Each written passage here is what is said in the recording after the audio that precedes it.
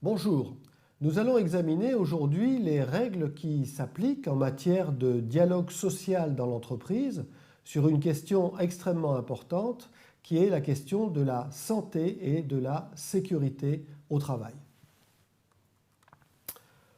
Un petit rappel historique. Comment sommes-nous passés du CHSCT au Comité social et économique ? En 1947 a été créé le Comité d'hygiène et de sécurité. En 1973, après mai 68, le comité d'entreprise s'est vu reconnaître la possibilité de créer une commission d'amélioration des conditions de travail. En 1982, la fusion entre le CHS et la commission d'amélioration des conditions de travail a abouti à la création du CHSCT. Ensuite, un autre mouvement. En 2015, dans une loi dite loi Rebsamen, il était prévu la fusion par accord d'entreprise entre les différentes institutions représentatives du personnel. Avec les ordonnances de 2017, cette fusion est opérée par la loi dans le cadre du Comité social et économique. Le comité social et économique, la délégation du personnel au comité social et économique, contribue à promouvoir la santé, la sécurité et l'amélioration des conditions de travail dans l'entreprise. Autrement dit, nous sommes dans une instance qui doit ici avoir un rôle dynamique, contribuer à promouvoir l'amélioration et la préservation de la santé. Et le comité peut réaliser des enquêtes en matière d'accidents du travail, de maladies professionnelles ou de maladies à caractère professionnel.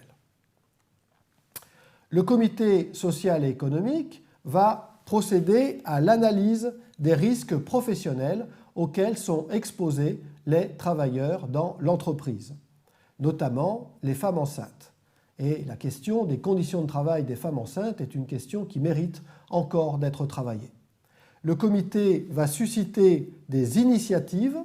Il va proposer des actions de prévention, notamment en matière de harcèlement. Le comité va contribuer à faciliter l'accès de tous à tous les emplois, notamment l'accès des femmes à tous les emplois, l'accès des personnes reconnues comme travailleurs handicapés à tous les emplois. Donc on voit à travers les formulations qui sont retenues que le comité social et économique doit ici jouer un rôle dynamique. Il prend des initiatives, il fait des propositions. Le comité social et économique est composé, nous le savons, de l'employeur, d'une délégation du personnel, éventuellement de représentants syndicaux, mais en matière de santé et sécurité, d'autres acteurs vont être invités aux réunions. Il s'agit du médecin du travail et il s'agit également du responsable du service sécurité de l'entreprise ou de l'agent de sécurité. Sont également invités à des réunions l'inspecteur du travail et l'ingénieur ou le contrôleur du service de prévention de la Caisse régionale de sécurité sociale. Ils sont invités aux réunions de la commission santé, sécurité et conditions de travail, dont nous allons parler lors d'une prochaine séquence. Ils sont invités à l'initiative de l'employeur ou à l'initiative de la majorité de la délégation du personnel aux réunions du comité social et économique. Ils sont invités aux réunions du comité à la suite de tout accident du travail ayant entraîné un arrêt de travail d'au moins 8 jours ou à la suite de la reconnaissance d'une maladie professionnelle ou d'une maladie à caractère professionnel. L'employeur doit informer l'inspecteur du travail, le médecin du travail et l'agent des services de prévention des caisses de sécurité sociale du calendrier prévu pour les réunions du comité et également il doit leur confirmer la tenue de ces réunions au moins 15 jours à l'avance. Il est évidemment important que ces acteurs puissent être présents aux réunions du comité quand les questions de santé et sécurité vont être à l'ordre du jour.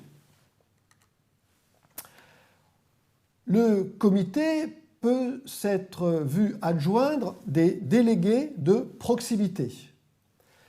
Il convient de réfléchir au lieu d'implantation de ces délégués de proximité, afin justement que ces délégués assurent une proximité avec les salariés sur les différents lieux de travail, notamment dans les entreprises à établissements multiples et dans les entreprises où il existe des chantiers qui sont dispersés. Leurs attributions vont notamment consister à faire apparaître le travail réel qui est effectué par les salariés sur leur poste de travail. Et il va falloir réfléchir aux articulations entre le comité social et économique, éventuellement la commission de santé et sécurité, avec ses délégués de proximité. Quelles sont les modalités de travail, de coopération qui ont été retenues? Le comité social et économique, en matière de santé et sécurité, doit tenir des réunions. Au moins 4 réunions du comité social et économique doivent chaque année porter sur des questions de santé, sécurité et conditions de travail. Ces 4 réunions aujourd'hui du comité social et économique rappellent les réunions trimestrielles du CHSCT antérieurement. Le comité social et économique doit être réuni à la suite de tout accident ayant entraîné ou ayant pu entraîner des conséquences graves. Le comité social et économique doit être réuni en matière de santé et sécurité à la demande motivée de 2 élus au comité. Le comité social et économique doit être réuni à la suite de tout événement grave lié à l'activité de l'entreprise ayant porté atteinte ou ayant pu porter atteinte à la santé publique ou à l'environnement. Le comité social et économique va exercer un certain nombre de prérogatives. Il va procéder à des inspections. Cela signifie que le comité social et économique va se transporter sur les lieux, il va se déplacer, il va aller examiner quelles sont concrètement les conditions de travail dans un certain nombre de lieux, notamment dans les lieux dispersés. Il peut demander à entendre le chef d'une entreprise voisine, il peut faire appel à toute personne de l'entreprise qui aurait une qualification pour l'éclairer sur une question donnée, et le comité peut faire des enquêtes, notamment en matière d'accidents du travail, de maladies professionnelles ou de maladies à caractère professionnel. Il convient de ne pas confondre les inspections qui doivent avoir lieu à l'occasion de chaque réunion, en général avant la réunion, de manière à pouvoir discuter au cours de la réunion de ce qui a été constaté et éventuellement des mesures à prendre.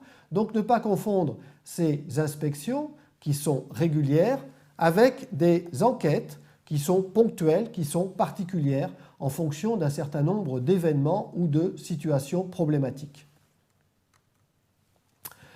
Pour pouvoir exercer de manière pertinente leur mission, les représentants au comité social et économique doivent bénéficier d'une formation. Cette formation est de 5 jours dans les entreprises d'au moins 300 salariés. Elle n'est malheureusement que de 3 jours dans les entreprises de moins de 300 salariés. Cette formation doit permettre aux élus du personnel au comité de développer leur aptitude à déceler et mesurer les risques professionnels, développer leur capacité d'analyse des conditions de travail, les initier aux méthodes et aux procédés à mettre en œuvre pour prévenir les risques professionnels et améliorer les conditions de travail. Le comité social et économique, comme hier le comité d'hygiène, de sécurité et des conditions de travail, a un rôle important à jouer en matière de prévention des risques professionnels et d'amélioration des conditions de travail. Et donc, il s'agit ici de déterminer dans chaque entreprise les moyens qui vont être attribués à ce comité social et économique pour exercer ses missions, et notamment les moyens de fonctionnement, en particulier dans les entreprises à personnel dispersé, la présence de délégués de proximité peut être nécessaire.